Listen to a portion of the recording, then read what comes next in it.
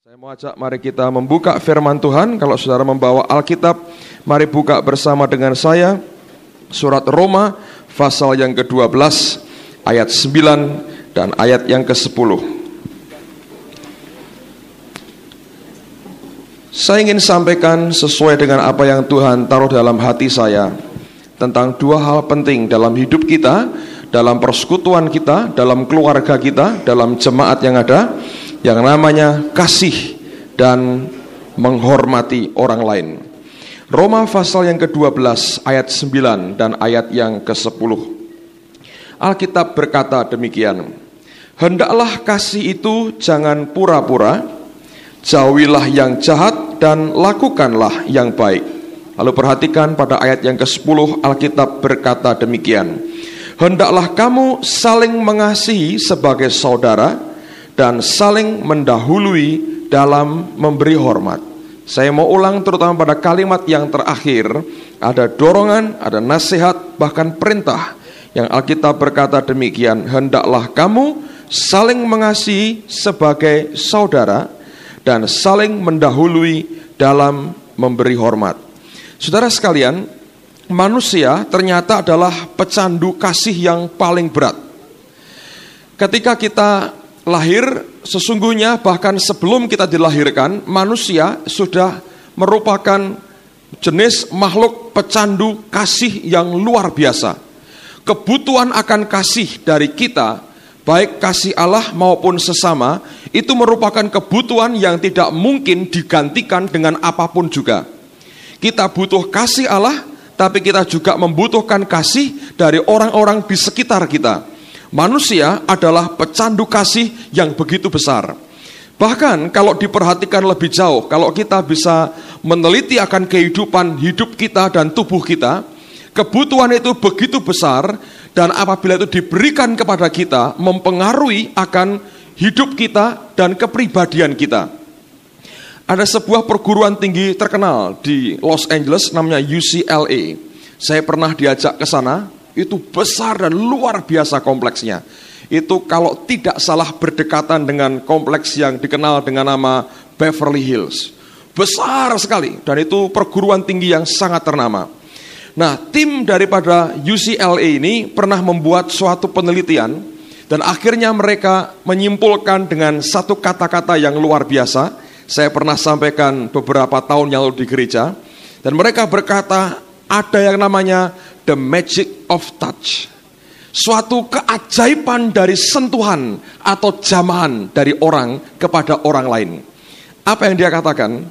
Tim ini menyimpulkan bahwa untuk menciptakan suatu kepribadian yang sehat, manusia, semua manusia setiap hari membutuhkan 8 sampai 10 kali yang namanya meaningful touch. Suatu jamahan yang penuh arti, jamahan yang keluar oleh karena ada perasaan kasih, perasaan mengasihi yang diekspresikan keluar. Saudara, apakah sudah mencukupi yang kita butuhkan setiap hari? Itu pertanyaan, dan bagi saudara-saudara yang sudah berkeluarga, dengan gampang Anda mendapatkan dari teman hidupmu.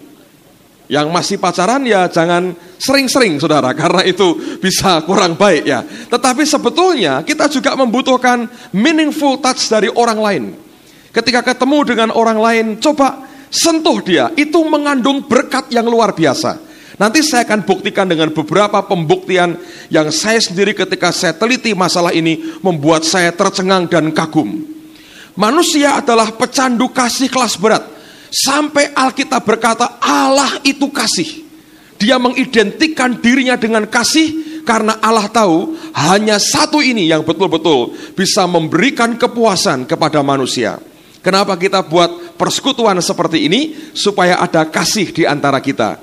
Mengapa kita setiap bulan berkumpul? Supaya terjalin akan persahabatan yang erat satu dengan yang lain. Bulan lalu saya sampaikan betapa pentingnya, karena association itu brings transformation. Hubungan pergaulan kita akan membawa perubahan dalam diri kita. Tapi yang kedua saya mau katakan, manusia itu pecandu kasih kelas berat. Dibutuhkan 8 sampai 10 kali setiap hari kita mendapatkan yang namanya meaningful touch dari orang yang mengasihi kita. Sentuhan, jamahan yang penuh arti, yang keluar karena kita mengasihi orang itu, dan keluar karena kita dikasihi oleh orang yang menyentuh atau menjamah kita. Saudara, kalau hanya touch biasa, tanpa meaning, tanpa arti apa-apa, ya nggak ada gunanya. Jangan terus berkata begini, kalau sudah pulang, temu istrinya, istriku, biar kamu sehat, aku beri 8 sentuhan. 1, 2, 3, 4, 5, 6, 7, 8. Sehat katanya. Enggak, saudara. Itu without meaning, tanpa arti itu. Yang dibutuhkan itu meaningful touch. Kalau engkau mengasihi seseorang, sentuh dia, jamah dia sebagai ungkapan kasihmu. Dan menurut penelitian dibutuhkan paling tidak 8 sampai 10 kali setiap hari. Jadi jangan lupa itu. Hitung hari ini sudah berapa kali kita berikan meaningful touch kepada istri kita masing-masing, dan hitung berapa kali sudah kita dapatkan. Kalau belum begitu pulang berkata, aku minta 8 kali meaningful touch supaya sehat, kata orang-orang UCLA. Ada seorang dokter bernama Helen Carlton. Dia menuliskan buku dengan konsep yang sama yang dia beri judul The Gift of Touch. Anugerah karunia daripada sentuhan, daripada jamahan tadi. Dia berkata begini, menurut penelitian secara medisnya, saya bukan dokter, saya hanya baca buku, dan saya mau ceritakan akan hasil penelitian yang dia ungkapkan dalam buku The Gift of Touch. Dia berkata begini, kalau seseorang itu mendapat sentuhan atau jamahan, terutama jamahan dan sentuhan yang penuh dengan arti, maka akan ada perubahan reaksi di dalam tubuhnya. Yaitu apa? Dia berkata, jumlah hemoglobin dalam darahnya itu meningkat. Dan dia menulis begini, hemoglobin itu adalah bagian dari darah yang diantaranya fungsinya itu mensuplai, membawa akan oksigen ke seluruh tubuh, terutama juga pada jantung dan pada otak. Dan akibat daripada peningkatan hemoglobin itu akan membuat orang itu akan mempunyai daya tahan tubuh yang lebih baik. Dan kalau orang itu sakit, maka dia akan mendapatkan akan percepatan dari proses kesembuhannya. Saudara, kita belum bicara soal urapan kesembuhan ini. Kita belum bicara soal anointing. Kita baru bicara tentang anugerah yang secara natural Allah berikan buat kita.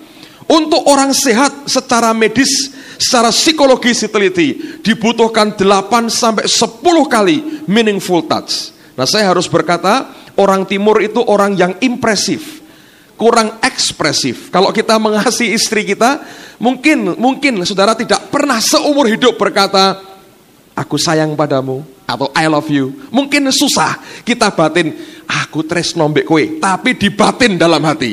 Nah, itu kurang berarti banyak, saudara.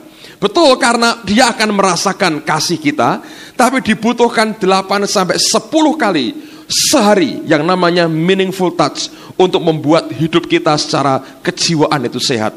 Dan Dr. Helen Carlton mengatakan, setiap ada sentuhan, ada jamahan yang penuh dengan pengertian, penuh dengan kasih, akan membuat kita secara fisik kita juga akan menjadi lebih sehat. Jadi kalau kita perhatikan betapa luar biasanya sebetulnya Allah itu memberikan perintah kepada kita. Ada lagu berkata, kami datang, kita datang untuk saling menyembuhkan. Saya berkata itu benar. Kalau ada di antara kita meaningful touch setiap hari dengan teman, dengan sahabat, coba mulai sekarang dibiasakan, jangan cuma jabat tangan biasa. Beri meaningful touch pada bahu masing-masing. Ketika engkau berjabat tangan, beri sentuhan tertentu. Engkau membantu menyehatkan temanmu, saudara. Engkau membantu mempercepat kesembuhannya dengan apa yang naturally Allah berikan dalam kehidupan kita. Nah, apakah Alkitab juga mendukung hal itu? Saya rasa ya. Mari buka bersama dengan saya Markus pasal yang ke-10. Injil Markus pasal yang ke-10 ayat yang ke-13. Markus pasal 10 ayat yang ke-13. Alkitab berkata demikian. Ini peristiwa yang sungguh terjadi.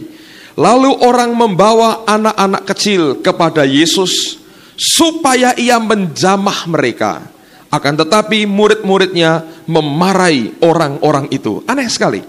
Mereka bukan anak-anak yang sedang sakit. Mereka dibawa oleh orang tuanya hanya sekedar supaya apa? Yesus menjamah, touch mereka. Dalam bahasa aslinya, dalam bahasa Yunani, kata touch yang dipakai di sini dari kata haptomai. Dan kata haptomai itu adalah refleksi dari kata asli hapto. Dan kata hapto itu artinya to set on fire, memberikan akan api, menciptakan, memasukkan akan api. Jadi betul saudara, kalau saudara touch seseorang, ada api kasih yang masuk dalam diri orang itu, memberikan akan kehidupan, membakar, memberikan akan kehidupan yang lebih baik lagi, memberikan akan dorongan semangat, mengobarkan kembali akan hidup orang yang terima meaningful touch, jamahan yang karena didorong oleh kasih dari kehidupan kita. Anak-anak ini dibawa kepada Yesus supaya Yesus menjamah mereka. Dan kata menjamah Alkitab berkata dari kata haptomai, dan haptomai dari kata hapto yang artinya to set on fire. Kita memercikkan, kita menghidupkan, kita membakar akan api dalam diri orang yang bersangkutan. Betapa luar biasanya kalau kita bisa memahami betapa pentingnya kasih di tengah-tengah kita. Amin, saudara. Tetapi kasih tidak berdiri sendiri. Karena apa? Dengar saudara, menurut penelitian, tingkat depresi yang paling besar dari semua macam-macam depresi yang bisa menghantam hidup kita, depresi yang paling berat yang menimpa seseorang itu adalah depresi oleh karena kematian dari pasangan hidup kita. Kenapa? Karena pasangan hidup itu merupakan pribadi yang paling dekat dengan kita. Nah, orang yang paling dekat dengan kita adalah orang yang paling bisa memberkati kita, tapi rupanya sekaligus orang yang paling bisa mengutuki dan menghancurkan kehidupan kita. Nah, oleh karena itu saudara sekalian, Alkitab berkata, biarlah engkau saling mengasihi sebagai saudara, tapi juga saling mendahului dalam memberi hormat. Kenapa Alkitab menggabungkan kata mengasihi dengan saling atau mendahului memberi hormat? Karena begini, pada waktu kita saling mengasihi, maka hubungan kita akan makin dekat. Nah, biasanya ketika kita makin dekat dan makin akrab, kita menghilangkan unsur kita menghormati orang yang kita kasihi. Saking dekatnya kita, lama-lama unsur hormat itu akan hilang. Ambil contoh begini. Misalnya kalau saudara atau saya pernah mengalami begini. Saya punya teman. Ketika pertama kali berkenalan, dia panggil saya Pak Petrus. Saya juga nggak masalah, dia lebih tua dari saya, panggil saya Pak. Yang paling repot memang ini saudara. Kalau orang kenal dengan orang tua saya, ayah saya juga kenal dengan saya. Manggil ayah saya Om, manggil saya Pak. Jadi bingung, ini orang sedang bingung nyebutnya apa. Tapi itu kan bentuk penghormatan ya. Saya menghargai dia walaupun masih muda, lebih muda dari saya menghargai karena jabatannya, karena pelayanannya dan sebagainya. Lalu teman ini makin lama makin dekat. Begitu dia makin dekat, sebutan Pak itu hilang dan dia berkata, Petrus katanya. Kenapa ketawa? Tahu orangnya ya. Nah, begitu makin dekat itu rupanya sebutan itu hilang. Nah, ini yang terjadi saudara. Apakah kita mau menghilangkan itu? Tentu dalam pengertian, nggak disebut Pak marah, bukan karena itu. Tapi kecenderungan semua orang seperti itu. Saya berkata, sampai titik tertentu itu diizinkan. Tidak masalah engkau hilangkan sebutan Pak dan sebagainya, tidak jadi masalah. Tetapi tetap dalam hati kita, tidak boleh karena kita begitu dekat, kita meremehkan satu dengan yang lain. Itu sudah sesuatu yang melanggar akan hukum kasih itu sendiri. Nah, saya mau katakan terutama buat teman-teman yang sudah berkeluarga, suami istri yang ada, yang belum berkeluarga dan akan berkeluarga, ini sebagai bekal. Mungkin tahun ini akan menikah, paling lambat tahun depan, jadi ini biarlah sebagai bekal. Karena biasanya kalau kita makin dekat, kita cenderung untuk menghilangkan yang namanya saling menghormati satu dengan yang lain. Dan ini yang paling merusak akan kehidupan kita. Kenapa? Begitu rasa hormat kita hilang kepada seseorang, kepada suami atau kepada istri, karena begitu dekatnya kita, maka kita akan cenderung bersikap, berkata-kata, berbuat yang seenaknya tanpa peduli lagi akan perasaan orang itu, lalu akibatnya kita akan melukai perasaannya. Nah, padahal orang yang paling dekat dengan kita itu orang yang paling bisa melukai kita, tapi juga sekaligus orang yang paling bisa memberkati kehidupan kita. Coba lihat satu ayat lagi, 1 Petrus pasal yang kedua. 1 Petrus pasal yang kedua, ayat yang ke-17. 1 Petrus pasal yang kedua, ayat yang ke-17. Alkitab berkata demikian, hormatilah semua orang, kasihilah saudara-saudaramu, takutlah akan Allah, hormatilah raja. Jelas sekali Alkitab berkata, selalu dikaitkan antara kita menghormati orang lain dengan mengasihi orang lain. Karena dua hal itu tidak mungkin dipisahkan. Saudara, saya diberkati sekali oleh istri saya. Dengan cara apa? Dengan banyak cara. Tapi izinkan saya sampaikan apa yang menjadi berkat buat saya. Sejak kami mulai berumah tangga dan melayani pekerjaan Tuhan bersama-sama, sebelum kami dikaruniai Tuhan dengan anak, kami selalu pergi bersama-sama. Dan setiap kali saya menyampaikan firman Tuhan, ini yang saya perhatikan, jarang sebetulnya istri menghargai suaminya sampai seperti ini. Apa yang dia buat? Setiap kali saya menyampaikan firman Tuhan, saya sampaikan firman Tuhan, selalu dia tulis apa yang saya sampaikan. Apakah itu ayatnya, tapi juga dilengkapi dengan banyak kata-kata yang saya ucapkan, yang menurut dia memberkati hidupnya, dia tulis. Dan bukan hanya sebagai kebiasaan. Nanti setelah selesai kebaktian, kalau ada beberapa hal yang dia tidak tahu, dengan serius dia tanyakan kepada saya. Bagi saya, apa yang dia buat adalah bentuk bahwa, satu, saya tahu betul dia mengasihi saya. Tapi yang kedua, itulah rasa hormat. Bukan hanya karena ini suamiku, lalu saya akan anggap enteng hidupnya. Karena saya perhatikan, ada banyak istri-istri hamba Tuhan, kalau suaminya khotbah, malah melengos berkata, teori. Nah, begitu saudara. Nah, kalau perkataannya, teori, hancur hidup kita. Apalagi kalau agak keras sedikit, saudara. Apalagi kalau dekat mic. Omongnya tok. Nah, kalau hanya begitu, itu keluar dari perkataan istri saya, itu meruntuhkan saya habis, saudara. Tetapi kalau dari orang yang paling dekat dengan saya, yang Alkitab berkata satu daging dengan saya, dia bisa berkata, wah, puji Tuhan, aku diberkati. Dan itu sering dia katakan. Luar biasa, firman Tuhan. Dan kemudian dia tanya lagi, kenapa bisa begini? Kenapa bisa begini? Dan beberapa kali saya perhatikan, kalau malam kami diskusi soal firman, dia ingin tahu lebih banyak lagi dari apa yang saya sampaikan. Dan itu merupakan penghargaan. Dan tidak pernah saya suruh begitu. Ketika dia berbuat seperti itu memberkati akan kehidupan saya. Ngerti saudara? Dari orang yang paling dekat itu bisa menghancurkan kita. Orang yang paling dekat dengan kita itu bisa menghargai kehidupan kita. Nah, Anda berkata, Pak, tahu gini saya ajak istri saya. Nah, begini saudara, beri apa yang engkau ingin orang lain perbuat kepadamu, kerjakan dulu saudara. Kalau kita tidak pernah menghargai ketika dia masak, kita tidak pernah berkata, wah, engkau ini juru masak paling hebat seluruh dunia.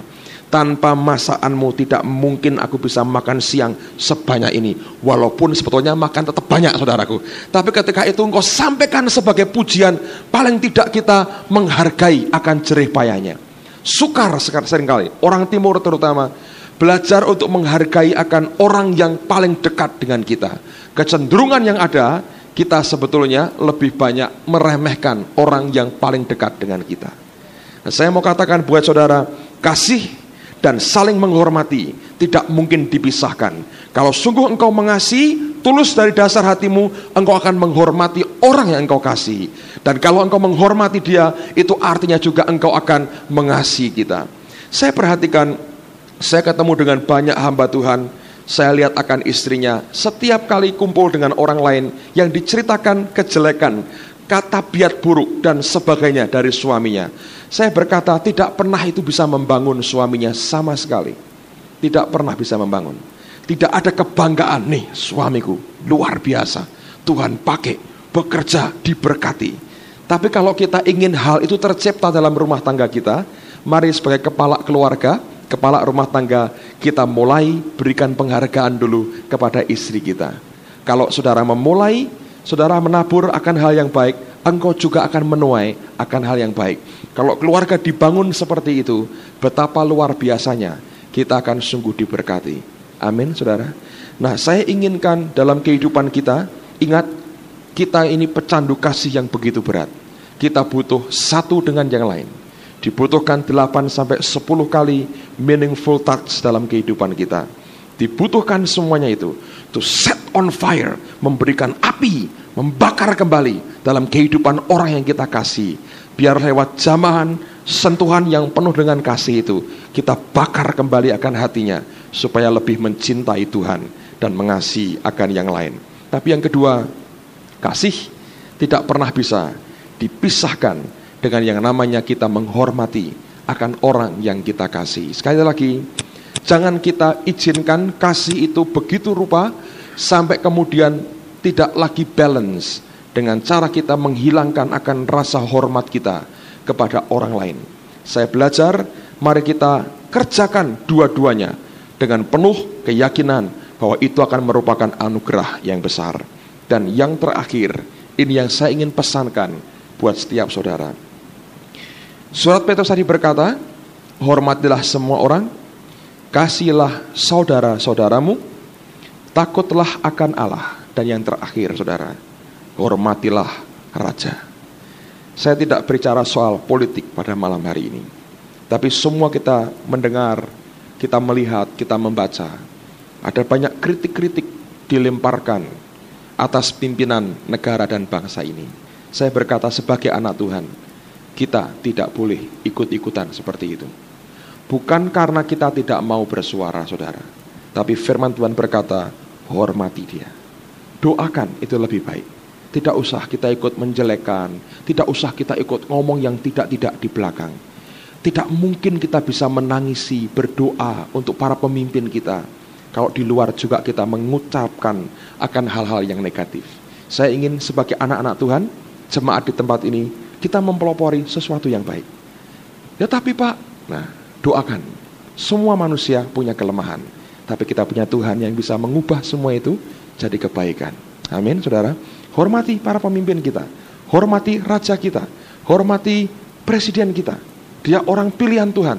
Doakan dengan sungguh-sungguh hati, supaya anugerah Tuhan dicurahkan lebih hebat dalam kehidupannya, sehingga bangsa ini akan makin diberkati.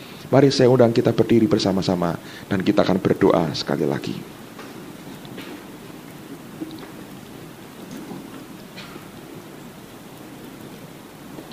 Saya mau undang malam hari ini, mungkin baik kita saling bergandengan tangan sekali lagi. Mungkin kita tidak usah mendoakan satu dengan yang lain, tapi sehati kita saling bergandengan tangan. Saya ingin kita berdoa untuk pergumulan hidup kita masing-masing, untuk rumah tangga kita, untuk keluarga yang ada. Tidak ada waktu mungkin untuk saling mendoakan secara pribadi, tapi biarlah di meja masing-masing kita satukan hati kita. Kita bawa akan hidup kita masing-masing kepada Tuhan.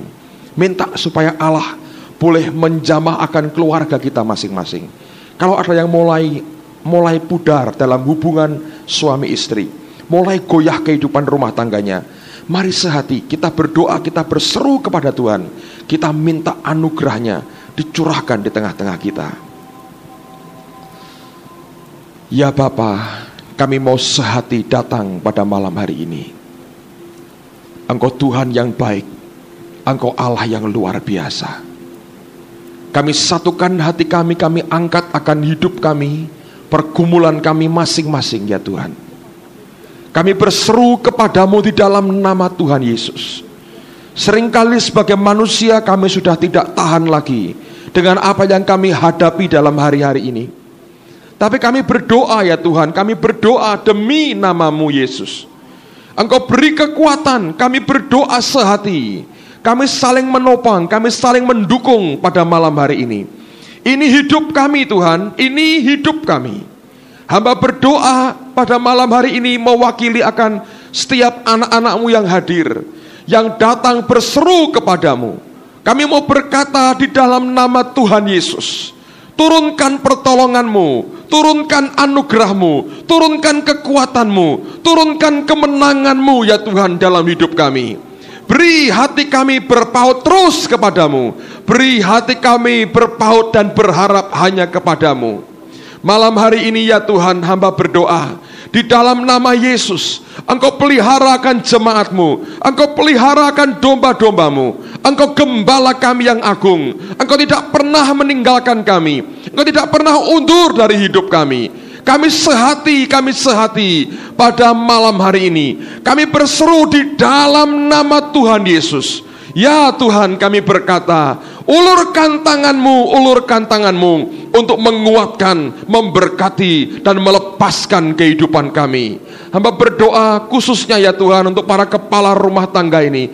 Beri anugerah Allah, beri anugerah-Mu yang makin besar, supaya mereka boleh tetap kuat menopang akan seluruh kehidupan keluarga yang Tuhan berikan dan anugerahkan kepada kami. Hamba berdoa bagi beberapa saudara yang belum menikah dan akan menikah. Tuhan, Kau menyiapkan hidup mereka dalam hari-hari ini, supaya sungguh Tuhan, Engkau dipermuliakan lewat kehidupan yang ada, dan nama Yesus dipermuliakan. Tuhan, sekali lagi hamba berdoa, turunkan berkat-Mu Tuhan, turunkan berkat-Mu atas hidup anak-anak-Mu ini, di dalam nama Tuhan Yesus. Jadikan akan manusia baru yang lain dengan apa yang dunia miliki, karena Tuhan bersama dengan kami dan Tuhan menyertai hidup kami. Terima kasih Bapa, terima kasih Bapa, terima kasih Bapa, terima kasih.